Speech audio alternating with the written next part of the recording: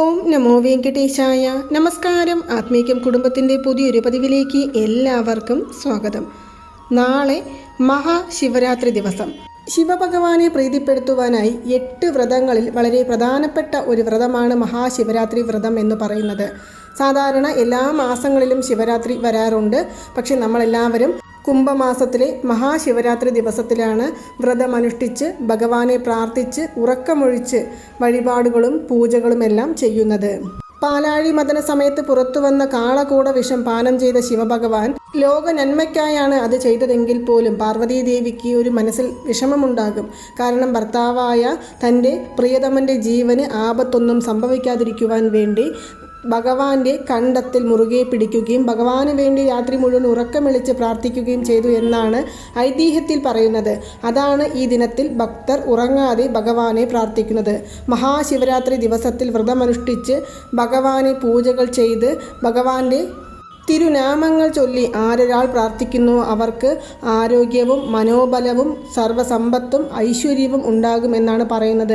അതുമാത്രമല്ല, കഷ്ടനഷ്ടങ്ങൾ മാറിക്കിട്ടും ആഗ്രഹിച്ചതെല്ലാം നിറവേറിക്കിട്ടും ശിവഭഗവാന്റെ പരിപൂർണമായ അനുഗ്രഹം നേടിയെടുക്കുവാൻ സാധിക്കുമെന്നാണ് പറയുന്നത്. ഈ ശിവരാത്രി വ്രതം എങ്ങനെ അനുഷ്ഠിക്കണം എന്നതിനെക്കുറിച്ചെല്ലാം നിങ്ങൾ ഒരുപാട് വീഡിയോകൾ കണ്ടു കാണും. ഞാൻ അതിനെക്കുറിച്ചൊന്നുമല്ല ഇവിടെ പറയുന്നത്. നിങ്ങൾ വ്രതം അനുഷ്ഠിക്കുന്നവരാണെങ്കിലും വ്രതം അനുഷ്ഠിക്കാത്തവരാണെങ്കിലും നാളെ ഈ 5 തെറ്റുകൾ ചെയ്യരുത്. ഒരു കാരണവശാലും എന്ത് തന്നെയാണ് നമുക്ക് തലപോകുന്ന വിഷയമാണെങ്കിൽ പോലും നിങ്ങൾ നാളെ ഈ തെറ്റുകൾ ചെയ്യരുത്. അതിൽ ഞാൻ പ്രധാനമായിട്ടും 5 കാര്യങ്ങളെക്കുറിച്ചാണ് പറയുന്നത്. ശ്രദ്ധിച്ച് കേൾക്കുക. ഇതിൽ ഞാൻ പറയുവാൻ പോകുന്ന ആദ്യത്തെ കാര്യം എന്ന് പറയുന്നത്, ഒരു കാരണവശാലും നാളെ ആരും തന്നെ നോൺ വെജ് കഴിക്കരുത്. എന്ത് ഫംഗ്ഷൻ ആണെങ്കിലും ഏതൊരു പ്രധാനപ്പെട്ട ദിവസമാണെങ്കിലും ഞാൻ പീരിയഡ്സ് ആണ്, പുലവാലായ്മയാണ്, ഞങ്ങൾക്ക് ശിവരാത്രി വ്രതം അനുഷ്ഠിക്കാൻ സാധിക്കില്ല, വഴിപാട് ചെയ്യാൻ സാധിക്കില്ല എന്ന് പറയുന്നവരാണെങ്കിൽ പോലും സാരമില്ല. നിങ്ങൾ വ്രതം അനുഷ്ഠിച്ചാലും ഇല്ലെങ്കിലും നാളെ ഒരു കാരണവശാലും നോൺ വെജ് കഴിക്കരുത്. ഇനി രണ്ടാമതായിട്ട് ഞാൻ പറയുവാൻ പോകുന്ന കാര്യം, ഏതൊരു കാരണവശാലും നാളെ ആരെക്കൊണ്ടും വഴക്ക് ഉണ്ടാക്കരുത്. മറ്റുള്ളവരെ ചീത്ത പറയുകയോ കുറ്റപ്പെടുത്തുകയോ അശുഭകരമായ വാക്കുകൾ നമ്മുടെ വായിൽ നിന്നും വരികയോ ചെയ്യരുത്. ഇതും നമ്മൾ പ്രത്യേകിച്ച് ശ്രദ്ധിക്കേണ്ട ഒരു കാര്യമാണ്. ഇനി മൂന്നാമതായി പറയുവാൻ പോകുന്ന കാര്യം എന്ന് പറയുന്നത്, നാളെ വ്രതമനുഷ്ഠിക്കുന്നവരാണെങ്കിലും അല്ലെങ്കിലും കഴിവതും പരിപൂർണമായും ശുദ്ധമായിരിക്കുവാൻ ശ്രദ്ധിക്കുക. ഞാനിവിടെ എടുത്തു പറയുന്നതിൻ്റെ പ്രധാനപ്പെട്ട കാര്യം നിങ്ങൾക്കറിയുമെന്ന് ഞാൻ വിശ്വസിക്കുന്നു. പൂർണ്ണമായും ശുദ്ധമായ മനസ്സ്, ശുദ്ധമായ ശരീരം എന്നിവ നമ്മളിൽ ഉണ്ടാകേണ്ടത് പ്രധാനപ്പെട്ട ഒരു കാര്യമാണ്. കാരണം നമ്മൾ നാളെ മുഴുവനായിട്ടും ശിവഭഗവാന് വേണ്ടി മാറ്റിവെക്കുന്ന ഒരു ദിനമായതിനാൽ, ശിവഭഗവാന്റെ തിരുനാമങ്ങൾ ജപിച്ചുകൊണ്ടിരിക്കുന്ന ഒരു ദിനമായതിനാൽ നമ്മുടെ മനസ്സും ശരീരവും ശുദ്ധമായിരിക്കേണ്ടത് പ്രധാനപ്പെട്ട ഒരു കാര്യമാണ്. രാവിലെ നാളെ ഉണർന്നതും കുളിക്കുക, അതുപോലെ വൈകുന്നേരം 6 മണിക്കും കുളിക്കുക. ഒരു കാരണവശാലും വയ്യ, എനിക്ക് തലയ്ക്ക് കുളിക്കാൻ പറ്റില്ല എന്നുള്ളവരാണെങ്കിൽ ഒരു നേരമെങ്കിലും കുളിക്കുക, അല്ലാതെ കുളിക്കാതിരിക്കരുത്. ഈ കാര്യം ശ്രദ്ധിക്കുക. ഇനി നാലാമത്തെ കാര്യം, നാളെ ക്ഷേത്ര ദർശനം നടത്താതിരിക്കുന്നത് വളരെ തെറ്റായ ഒരു കാര്യമാണ്. ചെറുതോ വലുതോ ആയ ഏതൊരു ശിവക്ഷേത്ര ദർശനമാണെങ്കിലും നാളെ ചെയ്യുക. ശിവഭഗവാനെ നാളെ ഒന്ന് കാണുക. രാത്രിയിൽ 4 കാല പൂജകൾ ചെയ്യുന്നുണ്ട്. ഈ 4 കാല പൂജകളിൽ ഏതെങ്കിലും ഒരു പൂജയ്ക്കെങ്കിലും നമ്മൾ സമയം കണ്ടെത്തി ഭഗവാനെ ചെന്ന് പ്രാർത്ഥിച്ച് മന്ത്രങ്ങൾ ജപിച്ചു വരാവുന്നതാണ്. നമ്മളെ കൊണ്ട് എന്താണോ നാളെ അഭിഷേകത്തിനായി വാങ്ങിച്ചു കൊടുക്കുവാൻ സാധിക്കുന്നത് അത് നമുക്ക് വാങ്ങിച്ചു കൊടുക്കാവുന്നതാണ്. ഇനി അഞ്ചാമതായിട്ട് ഞാൻ ഇവിടെ പറയുവാൻ പോകുന്ന കാര്യം, നാളെ 4 കാല പൂജയുണ്ട് എന്ന് പറഞ്ഞു. ഇതിൽ പ്രധാനപ്പെട്ട ഒരു കാലപൂജയാണ് 3-ാം യാമപൂജ അല്ലെങ്കിൽ 3-ാം കാലപൂജ എന്നറിയപ്പെടുന്ന ലിംഗോദ്ഭവ കാലം. ഈ ഒരു കാലം എന്ന് പറയുന്നത് വളരെ പ്രധാനപ്പെട്ട ഒരു കാലയളവാണ്. ഭഗവാൻ ഭൂമിയിലേക്ക് വന്ന് ഭക്തജനങ്ങളെ അനുഗ്രഹിക്കുന്ന ഒരു സമയമാണ് എന്നാണ് ഇത് പറയുന്നത്. അതുകൊണ്ട് കഴിവതും ഈ ഒരു സമയം ഉറങ്ങാതിരിക്കുക. ഈ സമയം എപ്പോഴാണ് വരുന്നത് എന്ന് ഞാൻ പറയാം. അതായത് ഞായറാഴ്ച ഫെബ്രുവരി 15 രാത്രി തിങ്കളാഴ്ച പുലർച്ചെ 12:16 മുതൽക്ക് 1:06 വരെയുള്ള സമയമാണ് ലിംഗോദ്ഭവ കാലമായിട്ട് പറയപ്പെടുന്നത്. ഈ ഒരു സമയത്ത് ശിവഭഗവാൻ നമ്മളെ അനുഗ്രഹിക്കുന്ന ഒരു സമയം എന്ന് മാത്രമല്ല, ഈ ഒരു സമയത്താണ് മഹാവിഷ്ണുവിനും അതുപോലെ തന്നെ ബ്രഹ്മദേവനും ജ്യോതി പിളപ്പായിട്ട്, അതായത് നമുക്ക് എല്ലാവർക്കും അറിയാം ശിവ ശിവ എന്ന് നമ്മൾ വിളിക്കുന്ന സമയത്ത് ഏറ്റവും നമുക്ക് എല്ലാവരുടെയും കൺമുന്നിൽ വരുന്ന ഒരു ഭഗവാൻ എന്ന് പറയുന്നത് തിരുവണ്ണാമലയിലെ അണ്ണാമലയാർ സ്വാമിയാണ്. ഈ ഒരു സമയത്താണ് ശിവഭഗവാൻ അടിയും മുടിയും കാണാൻ സാധിക്കാതെ നിൽക്കുന്ന മഹാവിഷ്ണുവിനും അതുപോലെ ബ്രഹ്മദേവനും ജ്യോതി രൂപമായിട്ട് ദർശനം കൊടുത്ത നേരമായിട്ടും പറയപ്പെടുന്നുണ്ട്. അതുകൊണ്ട് ഈ ഒരു സമയം ഒരിക്കലും നമ്മൾ വിട്ടുകളയരുത്. ഈ ഒരു സമയത്ത് നമ്മൾ ക്ഷേത്രത്തിൽ പോകാൻ സാധിച്ചില്ല, ഞങ്ങൾക്ക് ദൂരെയാണ്, ഞങ്ങൾ എന്താണ് ചെയ്യേണ്ടത് എന്ന് മനസ്സിൽ ആഗ്രഹിക്കുന്നവർക്ക് ഞാൻ ഇവിടെ ഒരു പ്രധാനപ്പെട്ട സൂക്ഷ്മമായ ഒരു മന്ത്രം ഞാൻ പറഞ്ഞു തരാം. അതായത് നിങ്ങൾ ഒരുപാട് വീഡിയോകൾ കണ്ടു കാണും. ശിവരാത്രിയെ സംബന്ധിച്ചുള്ള ഒരുപാട് വ്രതാനുഷ്ഠാനങ്ങളെക്കുറിച്ചുള്ള വീഡിയോകൾ പല വീഡിയോകളിലൂടെയും പറയുന്നുണ്ട്, പല മന്ത്രജപങ്ങളും പറയുന്നുണ്ട്.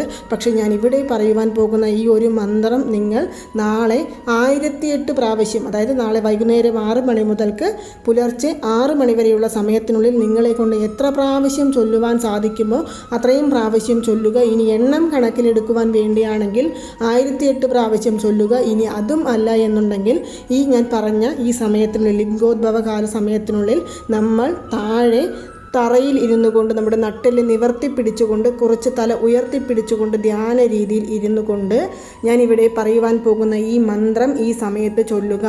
ഓം ശിവ ശിവ ഓം, ഓം ശിവ ശിവ ഓം, ഓം ശിവ ശിവ ഓം എന്നുള്ള ഈ മന്ത്രം ജപിക്കുക.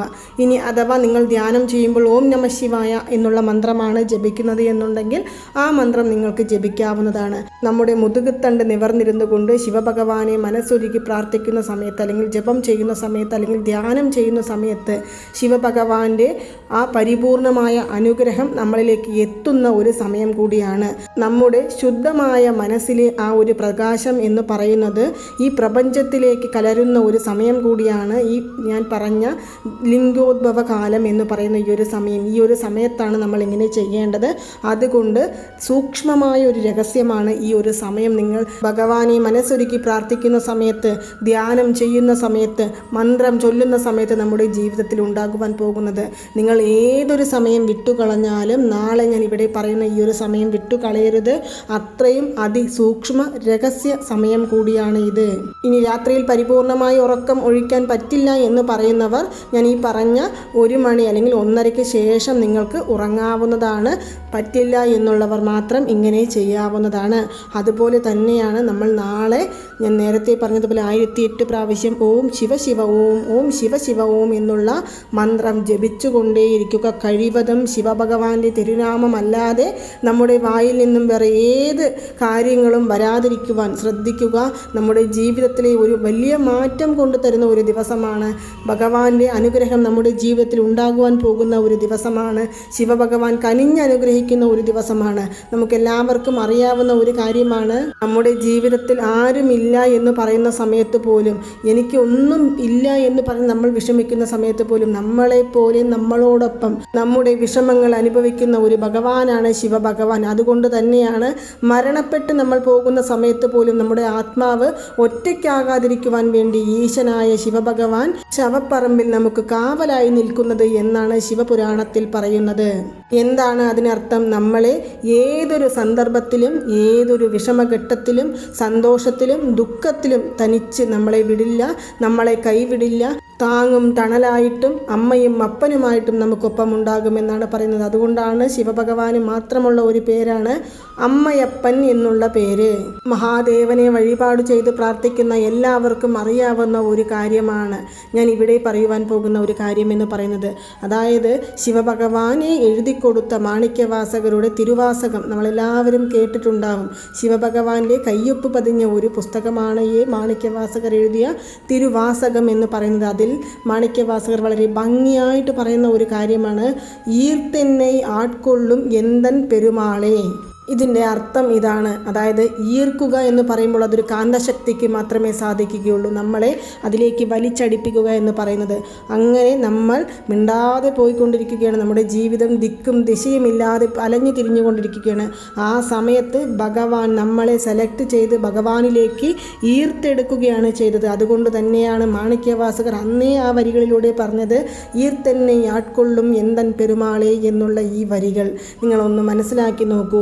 നമ്മൾ വിചാരിച്ചാൽ ഒരിക്കലും ശിവഭക്തരാവാൻ സാധിക്കില്ല. ശിവഭഗവാൻ തിരഞ്ഞെടുത്തവർക്ക് മാത്രമേ ശിവഭക്തരാവാൻ സാധിക്കുകയുള്ളൂ എന്നുള്ളതും അറിവുള്ള കാര്യമാണ്. അതുകൊണ്ടാണ് ഞാൻ പറയുന്നത്, നാളത്തെ ശിവഭഗവാന് വേണ്ടിയുള്ള ഈ ഒരു രാത്രി ദിവസത്തിലെങ്കിലും കഴിയുന്നതും ശിവഭഗവാനെ ധ്യാനിക്കുക, ശിവമന്ത്രം ജപിക്കുക, ശിവക്ഷേത്ര ദർശനം നടത്തുക. ഇനി ഞങ്ങൾക്ക് പീരിയഡ്സ് ആണ്, പുലവാലായ്മയാണ്, ഞങ്ങൾ എന്തു ചെയ്യണം? ഒന്നും ചെയ്യേണ്ട. ഓം ശിവായ നമഃ എന്നുള്ള മന്ത്രമോ ഓം ശിവ ഓം എന്നുള്ള മന്ത്രമോ ചൊല്ലിക്കൊണ്ടേയിരിക്കൂ. ഒരു കാരണവശാലും ആ മന്ത്രം ജപിക്കുന്നത് വിടരുത്. നമ്മൾ ഭഗവാന്റെ തിരുനാമങ്ങൾ ചൊല്ലുവാനോ മനസ്സിൽ ഭഗവാനെ വിചാരിക്കുവാനോ നമുക്ക് യാതൊരു വിധത്തിലുള്ള തടസ്സങ്ങളുമില്ല. പീരിയഡ്സ് എന്ന് പറയുന്നത് ഒരു അശുദ്ധിയായിട്ടുള്ള കാര്യമല്ല. അത് നമ്മൾക്ക് സ്ത്രീകൾക്ക് റെസ്റ്റ് എടുക്കേണ്ട ഒരു കാലയളവാണ്. അതുകൊണ്ടാണ് എല്ലാ കാര്യത്തിൽ നിന്നും പണ്ടുള്ളവർ നമ്മളെ മാറ്റി നിർത്തുന്നത്. ജോലികൾ ചെയ്യേണ്ട, ശരീരം കുറച്ച് ബ്ലഡെല്ലാം പോകുമ്പോൾ നമുക്ക് കുറച്ച് ക്ഷീണം അനുഭവപ്പെടും എന്ന് പറഞ്ഞുകൊണ്ടാണ് നമ്മളെ മാറ്റി നിർത്തുന്നത്. ഒഴികെ അത് അശുദ്ധി ആയത് കാരണമോ ഈ ഒരു സമയത്ത് നമ്മൾ പൂജകളോ വഴിപാടുകളോ ചെയ്യരുത് എന്ന് പറയുന്നത് കാരണമോ അല്ല. അതുകൊണ്ടാണ് ഞാൻ പറയുന്നത്, തിരുനാമങ്ങൾ ജപിക്കുവാൻ യാതൊരു വിധത്തിലുള്ള തടസ്സവുമില്ല. ഒരുപക്ഷെ നമ്മൾ മറ്റുള്ളവരുടെ മുൻപിൽ ഞാൻ ഇന്ന് ക്ഷേത്രത്തിൽ പോകുന്നില്ല, ഞാൻ പൂജകൾ ചെയ്യുന്നില്ല, ഞാൻ പീരിയഡ്സ് ആണ് എന്ന് പറയുമെങ്കിലും നമ്മൾ അറിയാതെ നമ്മുടെ മനസ്സിൽ ഓം ശിവായ നമഃ എന്നോ അല്ലെങ്കിൽ ഓം ശിവ ഓം എന്നോ അല്ലെങ്കിൽ ഓം ശരവണ ഭവ എന്നോ ജപിക്കുന്ന സമയത്ത് ആരോട് പോയി നമ്മൾ ബോധ്യപ്പെടുത്തും, ഞാൻ അറിയാതെ ജപിച്ചു പോയി, പാപമാണ്? ഒരിക്കലും പാപമല്ല. അത് ഭഗവാൻ നമുക്ക് തന്ന അനുഗ്രഹമാണ്. ഓരോ ചിലർക്ക് എല്ലാ ഫെസിലിറ്റീസ് ഉണ്ടായിട്ടും, അതായത് പീരിയഡ്സ് അല്ല, പുലവാലായ്മയല്ല, നോൺ വെജ് കഴിക്കുന്നില്ല, പക്ഷെ ഞങ്ങൾക്ക് വ്രതമെടുക്കാനോ പൂജകൾ ചെയ്യാനോ സമയമില്ല എന്ന് പറയുന്നവരെക്കാൾ നമ്മുടെ ശരീരം ശുദ്ധിയോടെയുണ്ട്, മനസ്സ് ശുദ്ധിയോടെയുണ്ട്. പീരിയഡ്സ് എന്നുള്ളൊരു കാരണം കൊണ്ട് ഞാൻ എൻ്റെ ഭഗവാന്റെ തിരുനാമം ചൊല്ലാതിരിക്കുക എന്ന് മറ്റുള്ളവർ പറയുന്നത് ഒരിക്കലും നിങ്ങൾ കേൾക്കരുത്. കാരണം നമ്മുടെ അമ്മയപ്പൻ്റെ തിരുനാമം ജപിക്കുവാൻ നമുക്ക് ആരുടെയും അനുവാദം ആവശ്യമില്ല. ധൈര്യപൂർവ്വം നിങ്ങൾ ജപിച്ചോളൂ. നമുക്ക് നാളെ ഏതൊരു സന്ദർഭത്തിൽ വേണമെങ്കിലും ശിവ എന്നുള്ള മന്ത്രങ്ങൾ ജപിച്ചുകൊണ്ടേയിരിക്കുക. ഞാൻ നേരത്തെ പറഞ്ഞ ഓം ശിവ ഓം എന്നുള്ള മന്ത്രം തിരിച്ചിടുമ്പോൾ ഓം വശി ഓം എന്നുള്ളതാണ് വരുന്നത്. എല്ലാം നമ്മളിലേക്ക് വശ്യപ്പെടുത്തിയെടുക്കുവാൻ സാധിക്കുന്ന ഒരു ദിനമാണ്. അതുമാത്രമല്ല, നാളെ രാവിലെ ഉണർന്നെഴുന്നേറ്റ് ഉടൻ തന്നെ നമുക്ക് ഓം ശിവ ഓം എന്നുള്ള മന്ത്രമോ ഓം നമഃശിവായ എന്നുള്ള മന്ത്രമോ 5 പ്രാവശ്യം പറഞ്ഞെഴുന്നേൽക്കുക. നന്മകൾ മാത്രം നമ്മുടെ ജീവിതത്തിൽ ശിവഭഗവാൻ കൊണ്ട് തരുമെന്നുള്ള പരിപൂർണ വിശ്വാസത്തോടു കൂടി നിങ്ങൾക്ക് എല്ലാവർക്കും ഈ വീഡിയോ ഇഷ്ടമായി കാണുമെന്ന് വിശ്വസിക്കുന്നു. ഈ വീഡിയോ ഇഷ്ടമായാൽ മറ്റുള്ളവരിലേക്കും കൂടി എത്തിക്കുവാൻ ശ്രമിക്കുക. ഓം നമോ നാരായണായ. ഓം നമോ വെങ്കിടേശായ നമഃ.